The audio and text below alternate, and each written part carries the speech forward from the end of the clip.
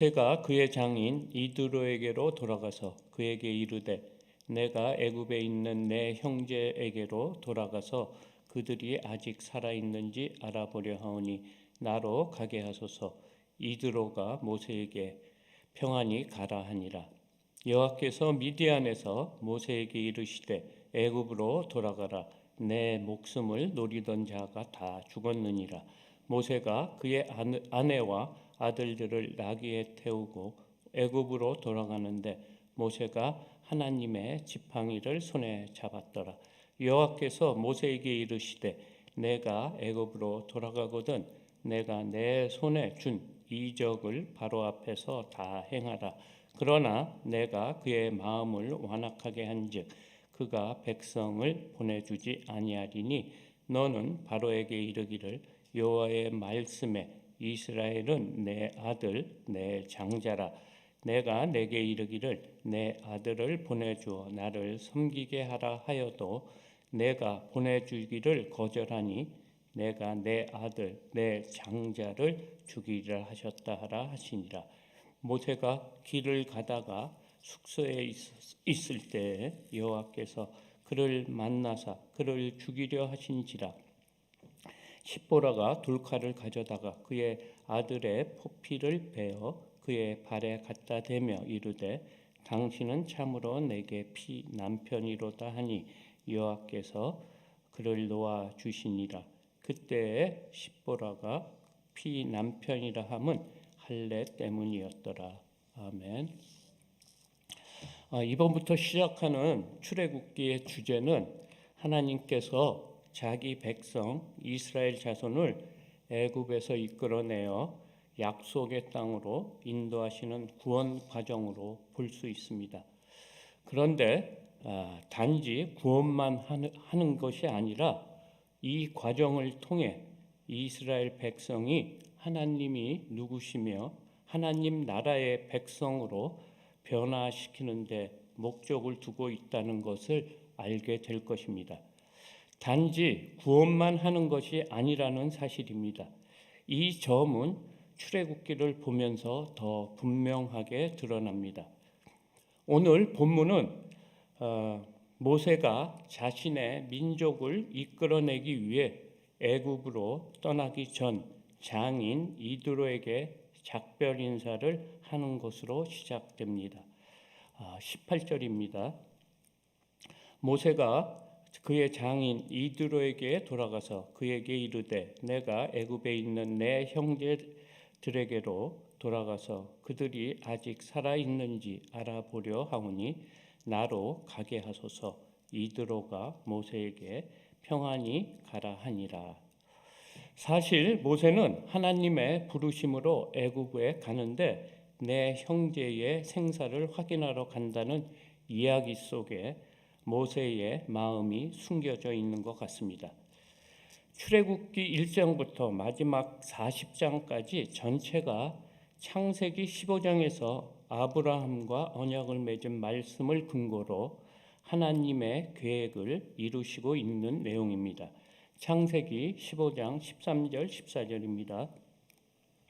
내 자손이 이방에서 객이 되어 그들을 섬기겠고 그들은 400년 동안 내 자손을 괴롭히리니 그들이 섬기는 나라를 내가 징벌할지며 그 후에 내 자손이 큰 재물을 이끌고 나오리라. 이 말씀을 근거로 하나님은 이스라엘을 구원하시는데 모세를 사용하시려고 합니다.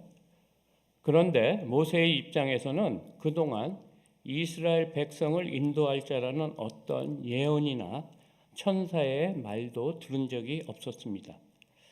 이것은 믿음의 조상 아브라함과 한 약속이고 너무 오래전 일이라 모세 자신과 연결될 것이라는 것도 몰랐고 알 수도 없었습니다. 본문은 아무것도 모르는 모세에게 아브라함처럼 떠나라 하는 것 같이 보입니다. 우리는 10가지 재앙도 알고 홍해도 가르고 십계명을 받은 것을 알지만 모세는 그 사실을 모른다는 것입니다.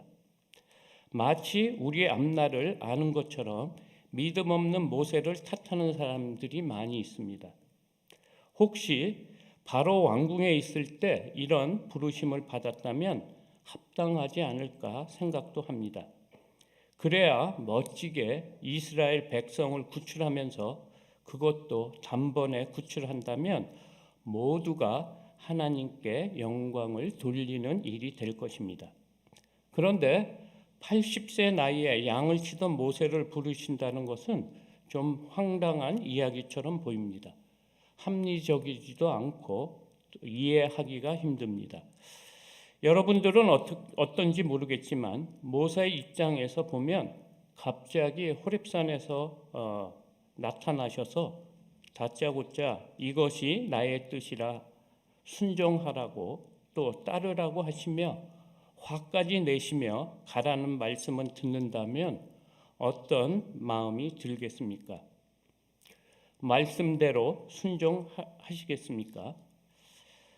아마 저한테 이런 말씀을 하신다면 저는 못 가겠다고 다른 사람을 보내달라고 아니면 우리 담임 목사님을 보내시라고 그럴 것 같습니다. 그래도 모세는 대단한 것 같습니다. 마음은 없지만 갈 수밖에 없는 상황인 줄 인정하고 장인에게 가서 작별 인사까지 합니다. 모세는 아직 자신을 통해 하나님의 뜻이 어떻게 이루어질지 모르고 있습니다. 이런 모세의 마음을 아시기라도 하듯 하나님은 두 번째 말씀을 하십니다. 19절 말씀입니다. 여호와께서 미디안에서 모세에게 이르시되 애굽으로 돌아가라. 내 목숨을 노리던 자가 다 죽었느니라. 하나님께서 모세가 걱정이 되셨는지 다시 말씀을 하십니다. 내 목숨을 노리는 자가 다 죽었다고 말씀하십니다. 이 말씀이 모세에게 얼마나 힘이 되겠습니까? 40년 동안은 뭐 하시고 갑자기 오셔서 급하게 바로에게 가서 내 백성을 구하라고 하시는지 풀어야 할 부분입니다. 오늘 본문은 저에게 많은 묵상을 하게 만들었습니다. 하나님 입장에서는 하나님의 계획대로 모세를 나일강에서 구하셨고 모세를 바로의 왕국에서 40년간 지내게 했고 그리고 미디안 광야로 내몰아 40년간 장인의 양을 치게 하면서 자신의 무능함을 철저하게 깨닫게 하고 하나님 쓰시기에 합당한 자로 빚어가는 과정임을 우리는 잘 알고 있습니다. 그렇지만 모세의 입장에서 어떻게 그것을 알 수 있었겠냐는 말입니다. 이 점을 납득해야 우리도 이해할 수 없는 일을 만나면 하나님의 관점에서 볼 수 있지 않을까 생각이 듭니다. 우리 앞에 이해할 수 없는 일이 있다면 모세를 보는 것처럼 순종할 수 있겠냐는 말과 같습니다. 우리는 결과까지 알기 때문에 이 때가 어느 때인지 이스라엘 백성의 핍박이 극에 달했고 하나님 귀에 들린 것과 아브라함과 약속한 400년 기간이 다 되었고 또 가나안 땅 사람들의 죄악도 거의 찼기 때문에 이때가 이스라엘을 구원할 때이고 지도자가 필요할 때라는 것을 우리는 압니다. 그런데 문제는 그런 영문도 모르고 가족을 데리고 모세는 애굽으로 가고 있다는 것을 감안하면서 보아야 할 것 같습니다. 20절입니다. 모세가 그의 아내와 아들들을 나귀에 태우고 애굽으로 돌아가는데 모세가 하나님의 지팡이를 손에 잡았더라. 모세는 하나님의 강요에 못 이겨 가족을 나귀에 태우고 하나님의 지팡이를 잡고 애굽으로 돌아가는 모습입니다. 그런데 하나님의 지팡이를 잡았다고 합니다. 그래서 하나님이 함께 하신다는 증거라고 하지만 그것은 하나님의 눈으로 본 견해이지 모세가 40년 동안 양을 치던 지팡이인 것입니다. 우리 삶에서도 지나고 나야 비로소 그것이 하나님의 지팡이인 줄 알지 지금은 모른다는 사실입니다. 한번 상상해 보십시오. 멀리서 세 사람이 나귀에 타고 한 사람은 지팡이를 잡고 가는데 붉은 노을이 짙게 깔린 하늘에 해는 저물어 가고 흙먼지까지 날리는 광야에 있다면 어떤 생각이 드시겠습니까? 처량하고 두렵지 않았겠습니까? 그리고 앞으로 펼쳐질 엄청난 사건의 중심에 서게 될 자신을 생각하면서 어떤 마음이 들겠느냐는 말입니다. 이런 마음이라도 알듯 하나님은 다시 세 번째 말씀을 하십니다. 21절에서 23절입니다. 여호와께서 모세에게 이르시되 내가 애굽으로 돌아가거든 내가 내 손에 준 이적을 바로 앞에 다 행하라. 그러나 내가 그의 마음을 완악하게 한즉 그가 백성을 보내주지 아니하리니 너는 바로에게 이르기를 여호와의 말씀에 이스라엘은 내 아들 내 장자라. 내가 내게 이르기를 내 아들을 보내주어 나를 섬기게 하라 하여도 내가 보내주기를 거절하니 내가 내 아들 내 장자를 죽이리라 하셨다 하라 하시니라. 하나님은 바로를 만나면 두 가지를 행하라고 하십니다. 하나는 내가 내 손에 준 이적을 다 행하라고 합니다. 그것은 지팡이가 뱀이 되는 것이고 손에 문둥병이 걸렸다 낫는 것입니다.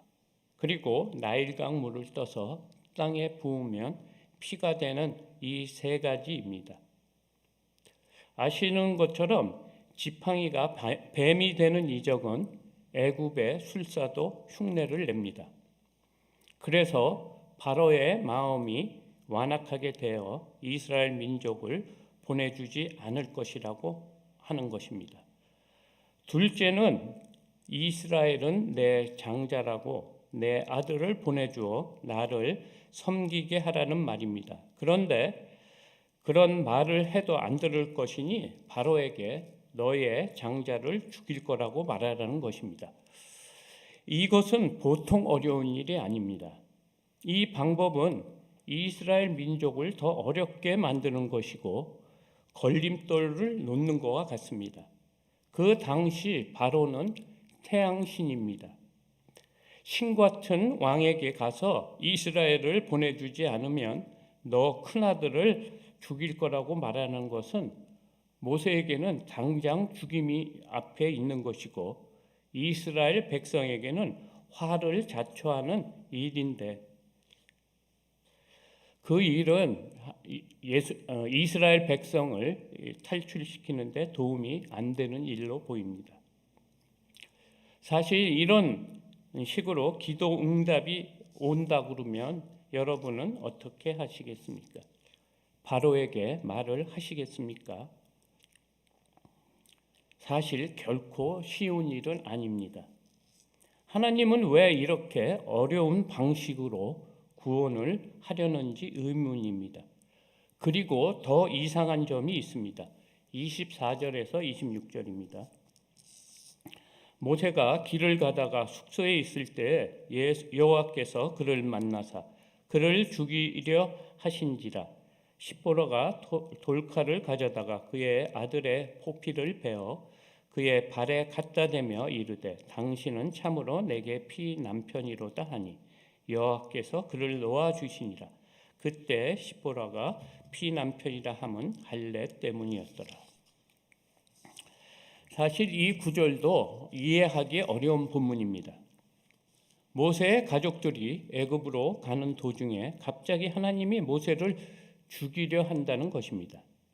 그래서 부인이 급하게 아들을 할례를 시켜서 모세를 살렸다는 이야기입니다. 하나님의 명령에 순종하여 애굽으로 가는 모세를 죽이려 하는 하나님을 이해하기가 어렵습니다. 그런데 그 이유가 아들의 할례 때문이라고 합니다. 오늘 본문은 저에게는 너무 어렵고 정말 풀리지 않은 몇 가지 사건 때문에 묵상을 많이 했습니다. 아시는 것처럼 하나님의 계획 가운데 430년 전 요셉을 통해 고센 땅으로 인도하시고 이스라엘 민족을 기하급수로 번성시켰습니다. 때가 이르러 이스라엘 민족을 애굽에서 탈출시키는 과정을 우리가 보고 있습니다. 그런데 앞에서도 말씀드린 것처럼 몇 가지 의문점에 대해 살펴보려고 합니다. 첫 번째가 가기 싫다고 하는 모세를 굳이 보내야 하는 이유가 무엇일까요? 모세 말고 자원하여 충성할 수 있는 이사야 같은 사람을 미리 세울 수도 있었지 않았을까 하는 생각이 듭니다. 아니면 모세보다 말도 잘하는 아론을 세워도 되지 않을까입니다. 어차피 하나님이 하시는 일인데 누가 해도 하나님의 일은 반드시 성취될 것이기 때문입니다. 묵상을 하다가 가기 싫다고 다시스로 도망가는 요나 선지자를 굳이 니누의 성으로 보내시는 하나님의 마음을 보았습니다. 사실 니누의 성을 구원하기 위한 일도 있었지만 거기서 요나가 하나님의 마음을 알게 됩니다. 이처럼 모세에게도 그런 것을 기대하지 않았을까입니다. 하나님은 다른 사람이 아닌 모세와 함께 이스라엘 백성을 구원하고 싶다는 하나님의 무조건적인 사랑이 아닐까 생각이 듭니다. 두 번째, 왜 바로의 마음을 완악하게 만들고 이스라엘을 빨리 구출하지 않으시고 10가지 재앙을 다 사용하시면서 구출하시려는 이유가 무엇일까입니다. 이스라엘 백성들이 구원 과정을 통해 자신들이 믿는 아브라함과 이삭과 야곱의 하나님 여호와 하나님이 어떤 분이신지 알게 하는 것과 동시에 애굽에서 섬기는 신들을 10가지 재앙으로 무능함을 만천하에 드러내고 싶은 하나님의 목적이 있지 않을까 생각이 듭니다. 세 번째, 애굽으로 가는 모세에게 갑자기 아들의 할례를 문제로 삼으신 이유입니다. 먼저 생각해야 될 것은 이스라엘 백성과 모세에 대한 이해가 필요합니다.